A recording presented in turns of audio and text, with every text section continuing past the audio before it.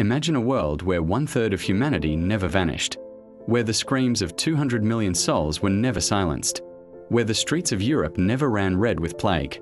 This isn't fantasy. This is the world we almost lived in, and it would be unrecognizable. Between 1347 and 1353, the Black Death tore through continents like a scythe through wheat. But what if that scythe never fell? What if a single flea bite in the Mongolian steppes never happened? Tonight, we unravel a terrifying alternate reality, one where humanity's greatest tragedy never occurred, and the world we know today would never exist.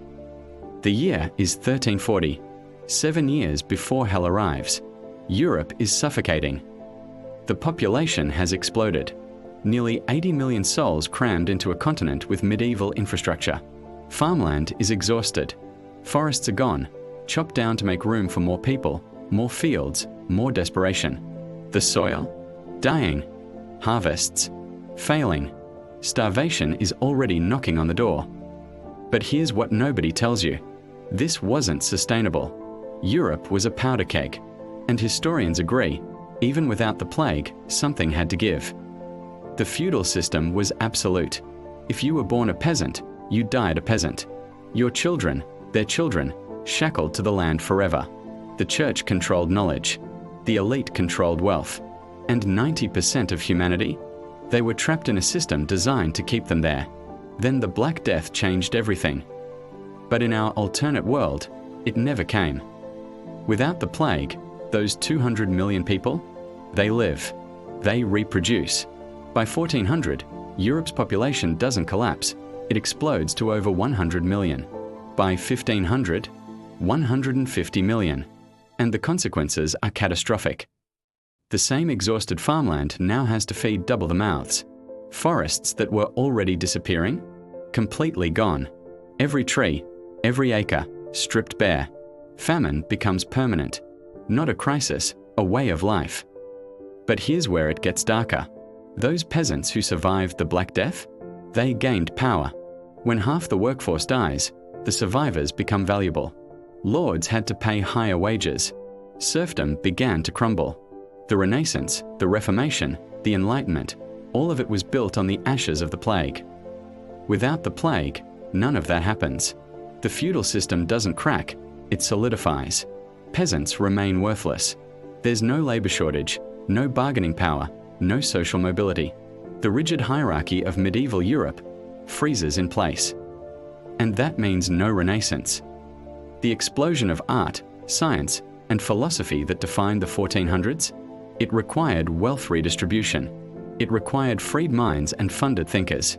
Without the plague's reset, the church and aristocracy hoard everything. Da Vinci, Michelangelo, Shakespeare, they might never create, or worse, they're born into poverty and die unknown. But the true horror is technological stagnation. Innovation doesn't happen in vacuums. It happens when necessity collides with opportunity. After the Black Death, labor shortages forced Europe to innovate. Printing press? Invented to spread knowledge with fewer scribes. Advanced agriculture? Developed to feed populations with fewer workers. Gunpowder weapons? Refined because armies needed force multipliers. Without the plague, none of these pressures exist. Why invent machinery when labor is cheap and endless? Why educate the masses when the system depends on their ignorance? The scientific revolution? Delayed by centuries.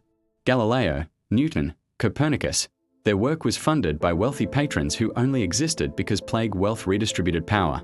Without that shift, the Catholic Church's grip on knowledge never loosens. Heliocentrism? Heresy. Anatomy studies? Forbidden. The earth remains flat in the minds of millions. And then there's exploration. Columbus, Magellan, the age of discovery. All of it was financed by nations desperate for new resources after plague devastation. Spain and Portugal needed gold to rebuild.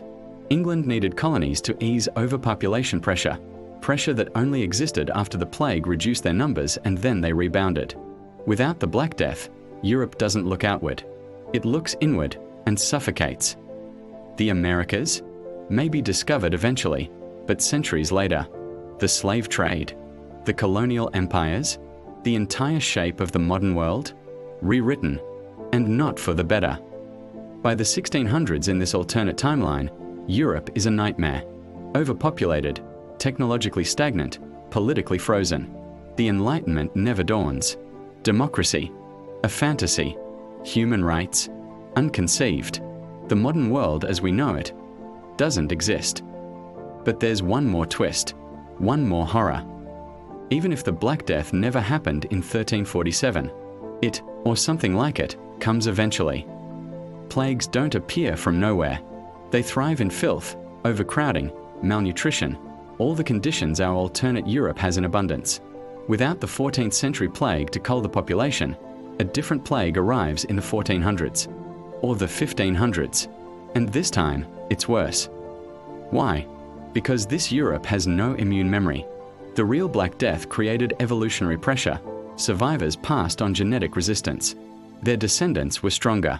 But in our timeline without the plague, that resistance never develops. When disease finally comes, it doesn't kill 1/3 of Europe. It kills half, maybe more. And this time, there's no recovery, no renaissance waiting in the wings. Just collapse. Societal, technological, total.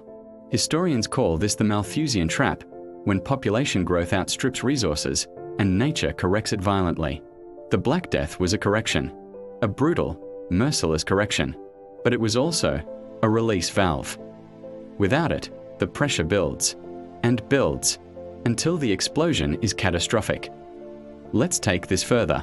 No renaissance means no enlightenment. No enlightenment means no industrial revolution. And without industrialization, the world of 2025 looks nothing like ours.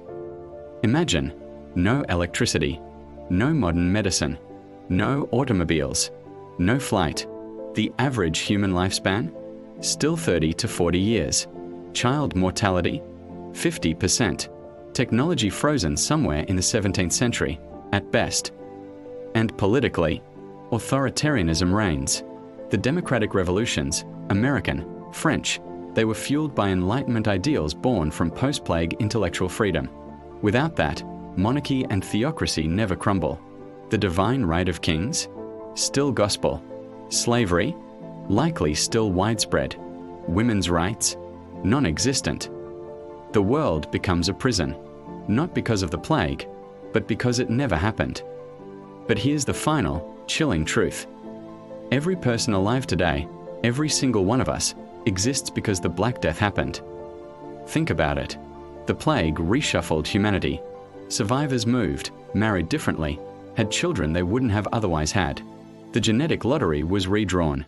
Without the plague, your ancestors never meet. Your parents are never born. You are never born. The Black Death didn't just kill 200 million people. It gave life to 8 billion others.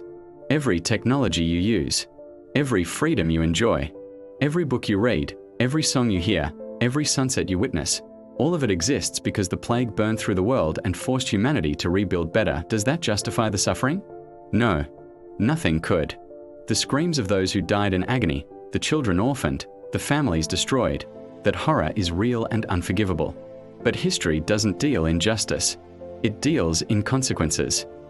And the consequence of the Black Death is us. So what if the Black Death never happened? We never happened. Not as we are. The world would be darker, poorer, more brutal, frozen in time, suffocating under its own weight.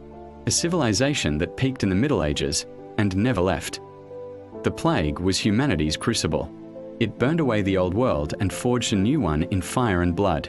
And maybe, just maybe, that's the terrifying truth we have to accept. That sometimes the worst tragedy in history is also the spark of everything that comes after. The Black Death killed 200 million people, but it also killed the world that would have killed billions more. So tonight, as you lie in your warm bed, with medicine in your cabinet and light at your fingertips, remember, you owe your existence to the darkest chapter in human history. And that's a debt we can never repay. This is the world we inherited, built on ashes.